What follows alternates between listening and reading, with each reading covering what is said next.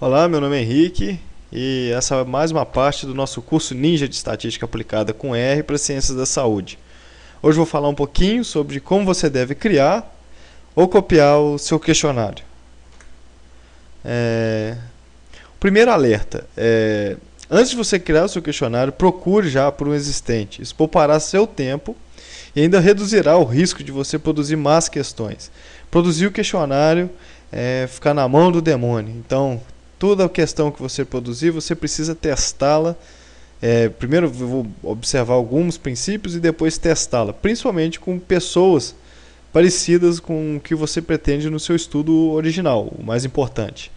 Então, o primeiro alerta é para você, antes de criar, procure um existente, o que você pode utilizá-la também, ninguém quer ver tomar processo de graça. E também que você faça um pré-teste, um piloto, após a confecção do seu questionário ou seu instrumento. Então eu vou fazer aqui dar algumas dicas quanto à organização do seu conteúdo, quando você for pensar em fazer um questionário ou modificar, e também do layout. A primeira parte, assim, toda vez que você for elaborar um questionário ou pegar um questionário para validar ou para ver se ele está ok antes de você dar para os seus participantes, antes dos participantes, para falar a verdade, no piloto, é importante você entender que cada questão, o processo de resposta de uma questão e também, obviamente, do questionário, consiste em 4 etapas. Primeiro, a pessoa precisa entender a pergunta que você fez. Então, se você faz uma pergunta ruim, a pessoa não vai te entender, mas dado esse exemplo, ela vai, dentro da sua pergunta, tenta encontrar uma resposta adequada. No caso, depois, ela vai julgar se essa resposta satisfaz a pergunta que você fez e depois ela vai marcar no questionário ou escrever se o seu questionário for de perguntas abertas. A primeira dica que eu dou é que você deve utilizar palavras familiares e não palavras estranhas ou que fora do domínio e do conhecimento do seu público-alvo. Então aqui tem 2 exemplos. As pessoas geralmente são condescendentes comigo ou me tratam como criança só porque tenho problemas com abuso de substâncias. Esse item aqui tem uma palavra difícil que somente depois de eu ler, procurar no Pai dos Burros, que é condescendente, eu fui entender o significado dela. Mas eu acredito que algumas pessoas também que entendem, eu posso ser um pouco mais burro do que a média, ignorante, mas alguma parte das pessoas também podem ter essa dúvida. Outra aqui, que faz parte do meu questionário de mestrado, vou tacar fogo em mim mesmo, você é ou possui alguém da família que é web designer ou que faz programas. Então, boa parte das pessoas às vezes não entende o que um web designer faz. Ou que faz programas também tem vários significados, mas enfim. A utilização de palavras familiares é importante para a construção quando você for construir um item. Outra coisa, pergunte uma coisa de cada vez. Se você prestou já atenção no que eu falei, as 2 perguntas anteriores são perguntas duplas, que existem 2 perguntas na verdade. Aqui são mais alguns exemplos, 2 exemplos, que no último ano você teve convívio direto com algum usuário pesado ou dependente de álcool e outras drogas.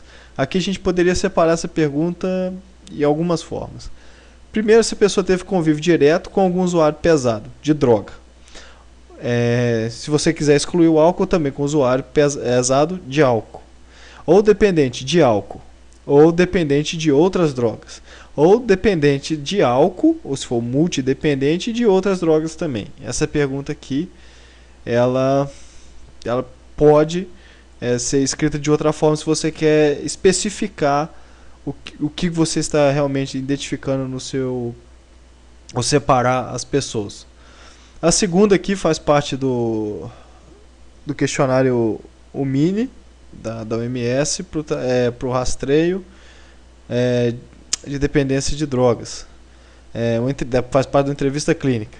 Então aqui, nos dias em que você usava substância ou a classe de substância, você passava mais de 2 horas tentando conseguir as drogas, se drogando ou se recuperando dos efeitos da substância ou da droga, ou ainda pensando nessas coisas. Aqui tem um conjunto de alternativas possíveis.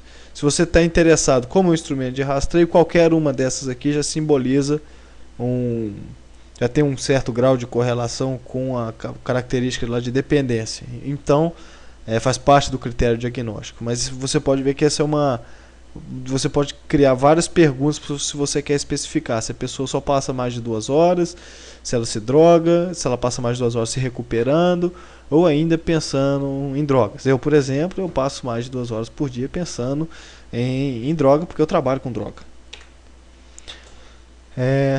Outra coisa que é muito importante também, isso é uma dica geral, não só para questionário, em transformar perguntas negativas em afirmativas. Salvo o contrário, que alguns questionários você coloca uma escala reversa para ver se a pessoa está chutando as questões todas e como um critério de você eliminar. Eu vou falar isso mais para frente em outro vídeo, mas isso pode ser importante também. Eu dou um exemplo aqui, por que você não deve usar negativas. Então, a primeira pergunta é: você não concorda que eu não deva ir ao show? Essa pergunta ela dá um nó na minha cabeça e provavelmente dificulta um pouco para de vocês. A segunda pergunta é uma forma de você escrever a primeira de uma forma muito mais simples. Você concorda que eu devo ir ao show? Então eu só dou um exemplo de na medida do possível transformar o seu texto negativo em afirmativo. Facilita muito a compreensão das pessoas. Outra dica também, quando você for agrupar os itens do seu questionário sociodemográfico, se envolver uma bateria de teste ou perguntas específicas, que você agrupe as perguntas de forma lógica. Por exemplo, no momento aqui eu tenho um questionário que eu pergunto o nome, o e-mail, o uso de álcool, se a pessoa mora com a mãe, se ela tem sintomas depressivos, se ela tem cachorro. Eu poderia colocar um questionário dessa forma, ou também eu poderia tentar organizar um pouco melhor a lógica, ou pelo menos o encadeamento. Por exemplo, sociodemográficas primeiro, nome, e-mail, para eu poder pegar os dados, se a pessoa mora com a mãe, se ela tem cachorro, o uso de álcool e sintomas depressivos.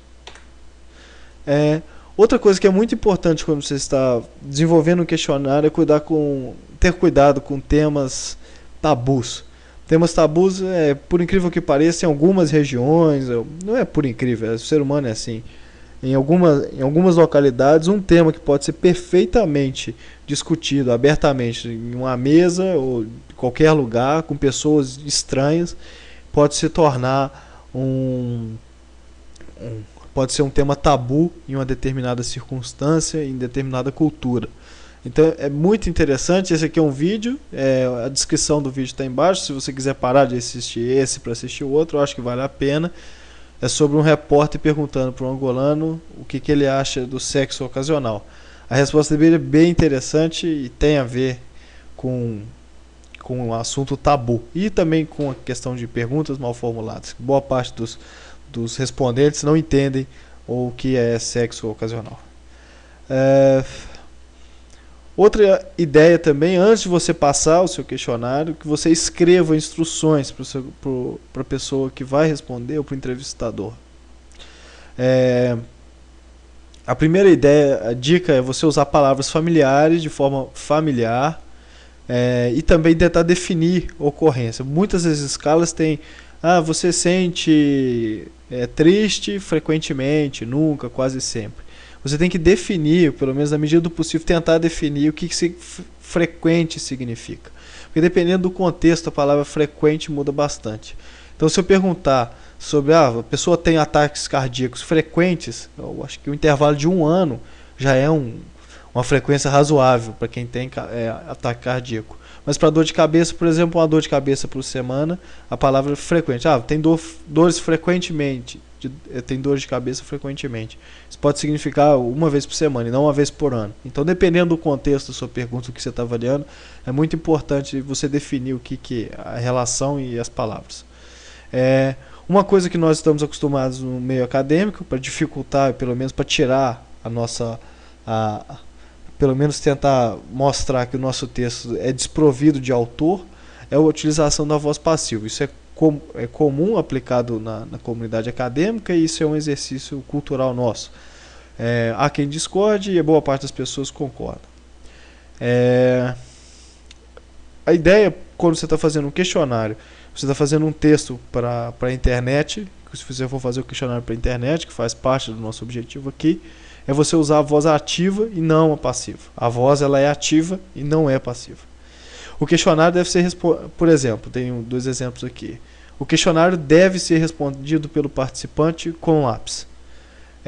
Você pode trocar isso e colocar na linguagem que a pessoa entende mais fácil, que você deve responder o questionário com lápis. Ponto. Tirando meu acento que está no lugar errado. Escreva frases divididas em tópicos. Tem uma ferramenta muito utilizada que é uns pontinhos, que a gente usa inclusive nessa apresentação aqui para facilitar. Você pode utilizar também para escrever e dar instruções assim. Separa e na voz ativa você vai escrevendo. Outra ideia também é de utilizar cabeçalhos para você organizar o seu conteúdo. O participante saber, estou aqui no sócio demográfico, agora estou em outro questionário, na parte B do meu instrumento, por exemplo, estou avaliando qualidade de vida, e na parte C eu estou avaliando outra coisa. Se for interessante, se você não estiver utilizando, você acha que você falar para o participante o que você está avaliando diretamente pode ser um fator que prejudica a resposta do questionário, é interessante que você sempre organize o seu questionário em tópicos e em estruturas. Utilizar cabeçados para organizar o conteúdo facilita muito. Então, estou aqui, fala a primeira parte, depois você vai categorizando. E também praticar o desapego e cortar as palavras desnecessárias. Nós também da academia gostamos de ser bastante minuciosos, ou obsessivos compulsivos nas nossas descrições. Nesse caso, quando a gente fica rebuscando demais, utilizando voz passiva e coisa e tal, não é uma coisa boa na hora de escrever uma instrução para a pessoa. Então tente, na medida do possível, depois que você faz o seu questionário, tentar reduzir o máximo, dentro das instruções, as palavras desnecessárias e os termos desnecessários. Do layout tem algumas dicas, assim, como boa parte das pessoas não sabem mexer com o Word de forma satisfatória ou com qualquer programa que faça formulários, a dica pelo menos de tentar é que você pratique e procure alguma coisa na internet para você aprender, e quanto melhor e mais limpo e organizado for o seu questionário, e isso requer uma certa prática, melhor vai ser para o participante visualmente, atrativamente e principalmente na internet. Se você, no questionário que a gente for fazer com a ferramenta do Google Docs de formulários, a gente vai evitar as rolagens de página. A gente sabe que de pesquisas de ergonomia cognitiva com computador, que as pessoas não costumam ficar rolando página, então a gente vai tentar separar o nosso questionário em etapas e páginas.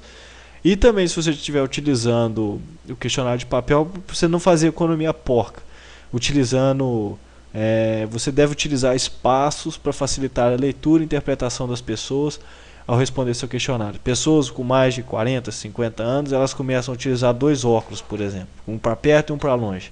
Então, se você quer economizar, porque vai economizar 10 centavos, 20 centavos por questionário, espremendo as letras, essa pessoa vai ter dificuldade de ler, vai ter um certo desconforto e ela pode inclusive desistir de preencher seu questionário. Ou, o pior ainda, que é da desistência, que já é uma coisa ruim, por causa desse motivo, a pessoa perder, interpretar de forma errada uma palavra ou outra, porque está tudo espremidinho, e você quis economizar dinheiro. Você quis economizar dinheiro e sua pesquisa vai ser resultado da sua economia porca. Aqui só um exemplo muito claro, foi num questionário utilizado do curso, no ano passado, num curso que eu ministrei sobre SPSS, que agora agora é R, que tem aqui umas instruções organizadas, e aqui só para mostrar que o layout, pelo menos aqui eu tentei organizar da forma mais clara possível, em alinhada, para que o participante tenha um certo conforto ao preencher o questionário. Então, se você procurar rapidamente na internet, você não deve usar aquelas fontes bonitinhas que a titia manda de apresentação para o seu e-mail todo dia para você poder ver, aquelas letras cursivas, aquela coisa toda. Aquilo é péssimo para leitura, e você utilizando fontes grandes o suficiente, também não tão gigantes, e sem muita rebuscamento, pode facilitar, pode não, facilita bastante a leitura do usuário. Eu não vou entrar dentro desses muitos detalhes aqui de ergonomia cognitiva. Aqui são duas referências. O primeiro é de é um site de um livro sobre formulários, muito interessante, baseado em pesquisas de laboratório, experimentais, e com algumas informações muito interessantes. Boa parte do que está aqui foi baseado nessa aula. E o livro também de metodologia de pesquisa do Goodwin. Os dois estão em inglês. Eu acho que o primeiro pode ser traduzido, o site. E sobre um apêndice sobre dicas de desenvolver pesquisas. Então é isso. Muito obrigado e até o próximo vídeo.